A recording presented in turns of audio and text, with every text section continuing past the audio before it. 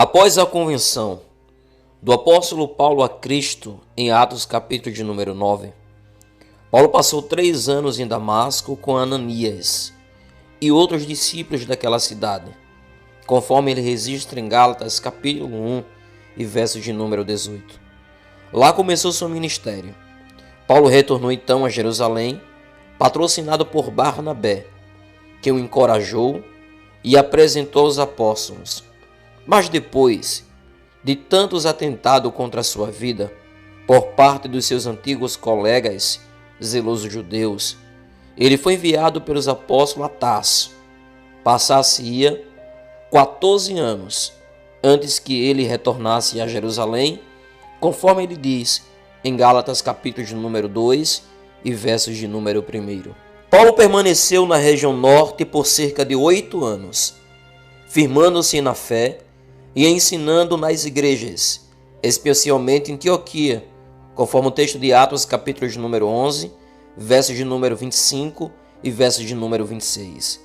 A igreja em Antioquia comissionou com Paulo e Barnabé, enviados na primeira viagem missionária, em Atos capítulo de número 13, a Chipre, a Panfilha, a Galácia. Esta viagem ocorreu por volta do ano 46 ao ano 48 depois de Cristo. Em cada cidade, Paulo tentava primeiro alcançar os judeus com o evangelho, depois os gentios, que estavam fora da sinagoga, os quais respondiam com grandes números. A resposta dos gentios enfurecia ainda mais os judeus e levava até meus apóstolos e outros crentes a questionarem o ministério do apóstolo Paulo.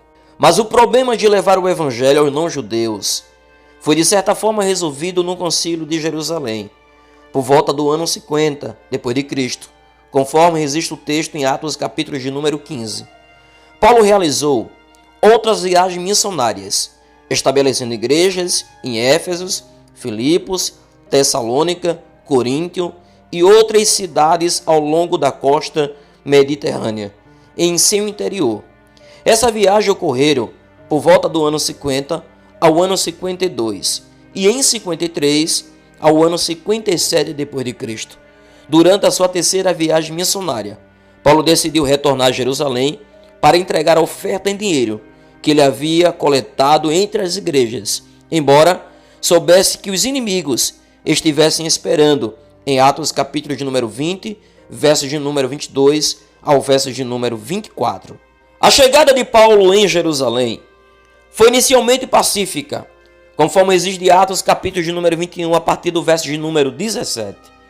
Mas quando ele foi reconhecido no templo, uma turba violenta o cercou e tentou matá-lo, conforme existe Atos capítulo 21, a partir do verso de número 27. Isso levou a sua conversa com o comandante e o início de uma série de julgamentos, que por fim o levaram até Roma por volta do ano 59 depois de Cristo, conforme existe Atos capítulo de número 28, a partir do verso de número 11.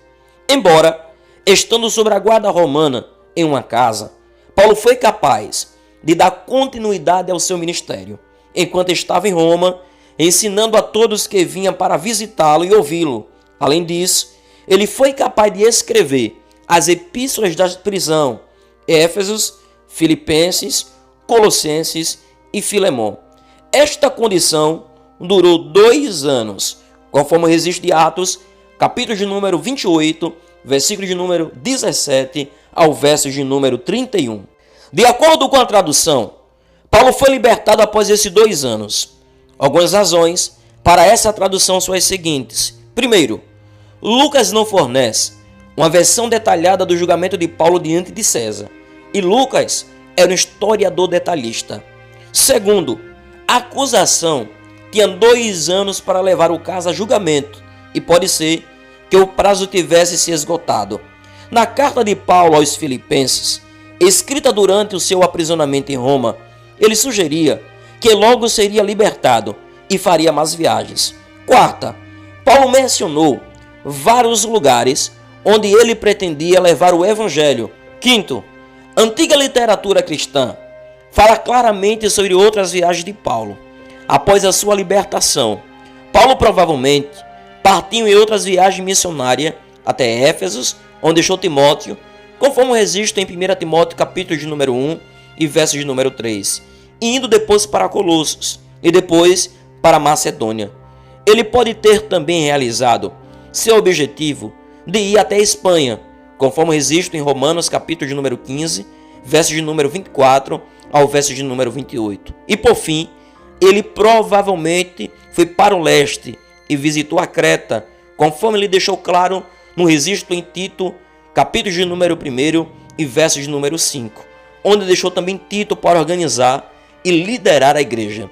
Durante este período de liberdade, Paulo escreveu a primeira carta em Timóteo e Tito. Por fim, Paulo foi preso uma segunda vez e retornou para Roma. Essa experiência na prisão, diferente grandemente da primeira. Desta vez, Paulo ficou isolado e sozinho, aguardando a execução, conforme existe em 2 Timóteo capítulo 4, verso de número 9 ao verso de número 18. Entretanto, ele foi capaz de escrever a segunda epístola a Timóteo.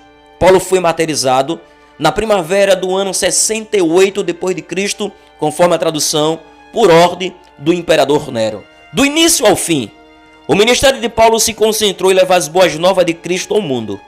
Apesar do assédio e da violenta perseguição, ele corajosamente aproveitou cada oportunidade para falar aos outros sobre o Salvador, ensinando e pregando, fazendo sua defesa no tribunal e compartilhando a palavra de Deus com cada pessoa individualmente. Paulo tinha sua identidade e cidadania em Cristo. Ele estava comprometido a obedecer a Deus, seu verdadeiro imperador, não importando o que lhe acontecesse. Ao escrever para a igreja de Roma, portanto, ele estava primeiro escrevendo como cidadão dos céus. Ainda assim, Paulo estava também escrevendo como cidadão romano para as pessoas que viviam no ápice do poder do mundo, a capital do Império Romano. Paulo sentia a tensão entre essas duas lealdades. Ele conhecia os conflitos que os seus leitores estariam enfrentando.